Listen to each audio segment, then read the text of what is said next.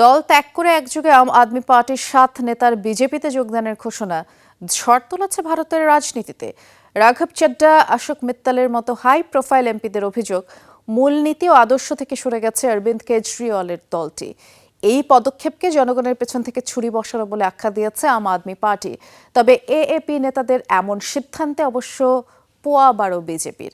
রাজ্যসভায় এনডিএ জোটের সদস্য বৃদ্ধিতে পৌষ মাস তাদের। সিলন টি রপ্তানিতে শীর্ষে।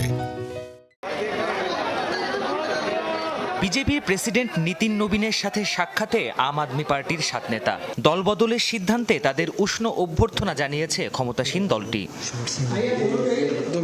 এর আগে শুক্রবার আম আদমি পার্টি ত্যাগের ঘোষণা দেন রাঘব চাড্ডা, সন্দীপ পাঠক ও অশোক মিত্তাল। তাদের মুখেই শোনা যায় দলত্যাগীর তালিকায় আরও আছেন হরভজন সিং, রাজেন্দ্র গুপ্ত, বিক্রম সাহনে এবং স্বাতী মালওয়াল। তাদের অভিযোগ, জাতীয় স্বার্থে আর কাজ করছে না আম আদমি পার্টি, সরে গেছে মূলনীতি থেকে। রক্ত ঘাম দিয়ে যেই এএপির চর্চা আমি করতাম, নিজের যৌবনের 15 বছর যেই দলকে দিয়েছি, মূল নীতি, মূল্যবোধ ও আদর্শ থেকে পুরোপুরি সরে গেছে সেই দল। গত কয়েক বছর ধরে দিন দিনই অনুভব করছিলাম ভুল দলে আছি।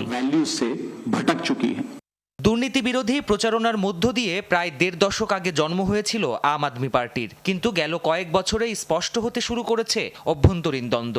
রাজ্যসভায় ডেপুটি নেতার পদ থেকে রাঘব চাড্ডাকে সরিয়ে অশোক মিত্তালকে বসানোর পর থেকেই আরও জটিল রূপ নেয় অন্তর্কোন্দল।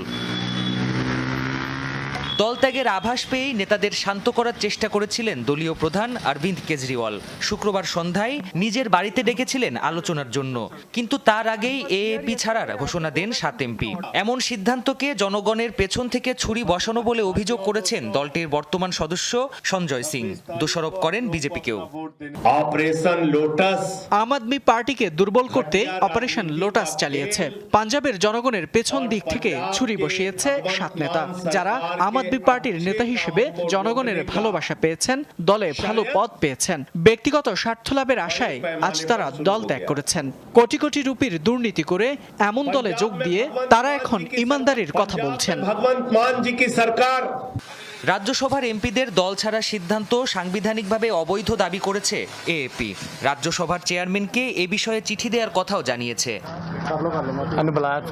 এএপি নেতাদের বিজেপিতে যোগদানের মধ্য দিয়ে রাজ্যসভায় বিজেপির নেতৃত্বাধীন এনডিএ জোটের সংখ্যা দাঁড়াবে 145-এ, অর্থাৎ 250 আসনের রাজ্যসভায় 2/3 সংখ্যাগরিষ্ঠতার জন্য প্রয়োজন আর মাত্র 18টি আসন।